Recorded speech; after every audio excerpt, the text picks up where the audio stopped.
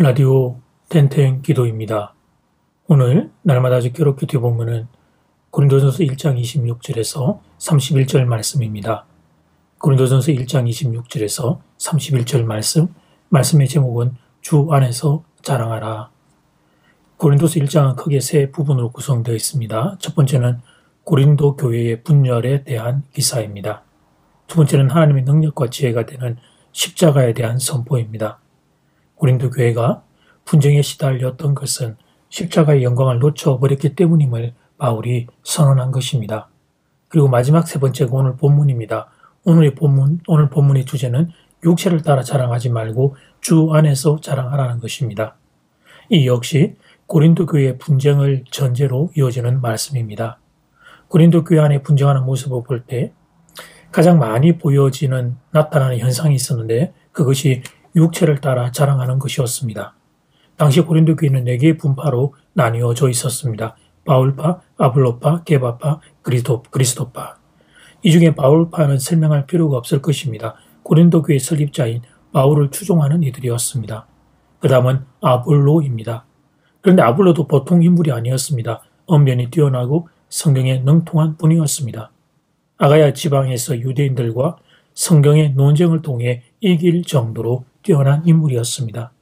그리고 바울이 자리를 비운 동안 고린도 교회의 영적인 지도자로 섬겼던 분입니다. 그 다음은 게바 즉 베드로파입니다. 예수님의 수제자인 베드로를 추종하는 이들이었습니다. 그러니까 각 분파가 자랑할 것이 얼마나 많았는지 모릅니다. 분파 간의 경쟁이 심해지기 시작하자 바울, 아볼로, 게바에 대한 자랑도 늘어나기 시작했습니다. 이 세 분이 지니고 있는 어떤 장점들을 최대한 부각시키고 자랑한 것입니다. 이런 분위기를 꿰뚫어 본 바울이 고린도 교회 성도들 정신 번쩍 차리라고 주신 말씀이 오는 본문 말씀입니다. 27절 말씀. 그러나 하나님께서 세상에 미련한 것들을 택하사 지혜 있는 자들을 부끄럽게 하려 하시고 세상에 약한 것들을 택하사 강한 것들을 부끄럽게 하려 하시며. 사실 이 말씀에는 약간의 비약이 있습니다. 대체적으로 하나님은 미련하고 약한 사람들을 당신의 종으로 세우셨습니다. 그러나 성경의 인물들 중에 지혜로운 사람과 강한 사람을 사용하신 경우도 없지 않습니다. 바울 자신이 그런 경우였습니다. 바울은 당대 가장 뛰어난 젊은 석학 랍비 중에 한 명이었습니다. 지만도 좋아서 강한 사람이라 할 수 있습니다. 그런데도 바울은 하나님의 종으로 쓰임받았습니다. 그러므로 바울이 지금 말하고 싶은 요점은 이런 것입니다. 설사 세상적으로는 지혜가 있고 강한 사람일지라도 그 사람이 자기를 스스로 생각할 때 나는 미련하고 약하다 생각하는 그 사람을 하나님이 사용하신다는 것입니다. 반대로 자신이 똑똑하고 강하다고 생각한 인생은 사용하지 않으신다는 것입니다. 은혜 주지 않으신다는 것입니다. 29절 말씀. 이는 아무 육체도 하나님 앞에서 자랑하지 못하게 하려 하심이라. 문제는 당시 고린도 교회 성도들이 이 오류에 빠졌던 겁니다. 하나님 앞에 낮아져야 은혜 받을 수 있는데 반대로 높아져 있었던 것입니다. 그래서 자기들이 지니고 있는 작은 자랑을 풍선처럼 뻥튀기처럼 자꾸 부풀렸습니다. 심지어는 없는 것까지 만들어서 자랑을 했습니다. 다른 분파의 사람들을 이기고 싶어서 그랬습니다. 다른 분파의 사람들이 자랑하는 걸 보니까 참을 수 없어서 그랬습니다. 그런 분위기가 결국은 이 교회를 분열의 화염에 휩싸이게 만들었던 것입니다. 그런 고린도 교회 성도를 향해 바울이 주는 권면입니다. 31절 말씀. 기록된 바 자랑하는 자는 주 안에서 자랑하라 함과 같게 하려 함이라. 주 안에서 자랑하라는 말씀은 이런 의미입니다. 주님을 자랑하라는 것입니다. 만약 내게 지혜가 있다면 이 지혜 주신 예수님을 자랑하라는 것입니다. 만약 내게 경제적인 부가 있다면 이 물질 주신 분이 예수님임을 전가하라는 것입니다. 이것이 주 안에서 자랑하라는 것의 의미입니다. 하나님이 주신 복, 예를 들면 지혜, 건강, 물질이 있을 경우 그걸 다 내다 버리라는 게 아닙니다. 일부러 미련한 자가 되고 일부러 약한 자가 되라는 것도 아닙니다. 마음 말이죠. 우리의 마음을 그렇게 가지라는 것입니다. 주님 앞에서 언제나 어린아이처럼 살라고 말씀하는 것입니다. 한참도 모르는 어리석고 미련한 저를 사랑해 주신 예수님, 거기다가 복 주시고 지혜 주시고 건강 주신 그 주님께 감사하며 살라는 겁니다. 다른 사람들에게는 갔을 때는 내게 있는 모든 게 다 하나님으로부터 받은 것임을, 그래서 내가 받은 복의 근원이 하나님이라는 사실을 고백하며 살라는 것입니다. 이것이 주 안에서 자랑하라는 것의 의미입니다. 그렇게 살면 그 사람은 하나님께 더 많은 은혜와 복을 받게 될 겁니다. 그리고 다른 이들에게는 예수님을 전하는 좋은 기회가 되겠죠.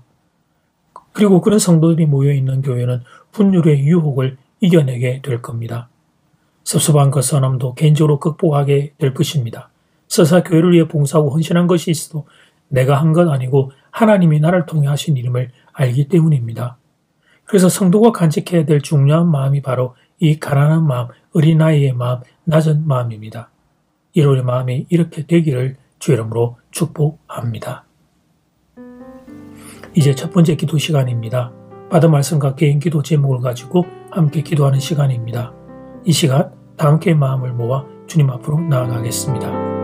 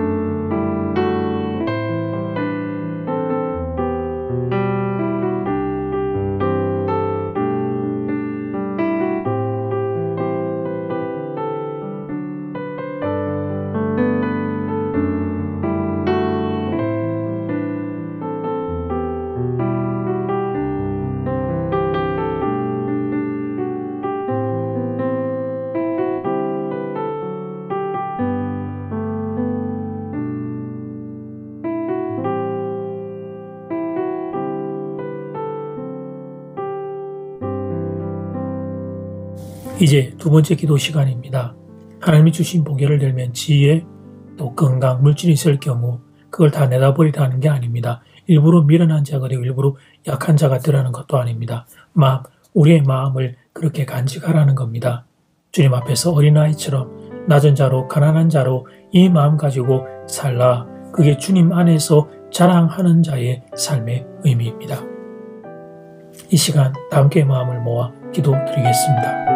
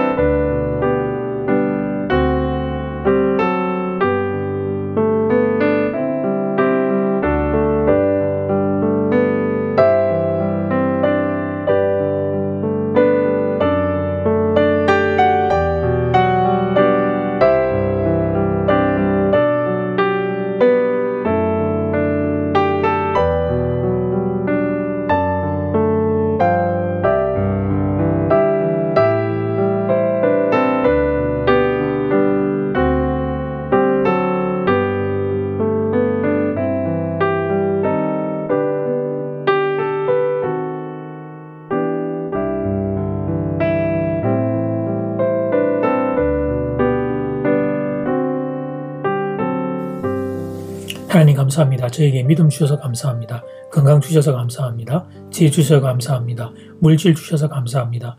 모든 건 다 하나님이 주신 선물임을 이 시간 고백합니다. 주님을 높이 올려드리며 하나님을 높이 올려드립니다. 주님, 제 삶을 통해 우리 주님 영광 받으시기를 소원합니다. 사랑하는 교우들이 이 고백, 이 기도, 이 간정, 이 자랑하며 살 수 있도록 하나님 함께하여 주시옵소서.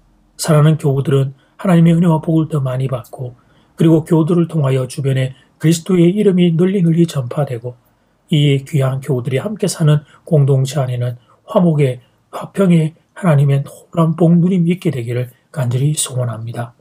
예수님 이름으로 기도드립니다. 아멘. 이제는 각자 개인적으로 기도하시면 되겠습니다. 평안한 밤 되십시오.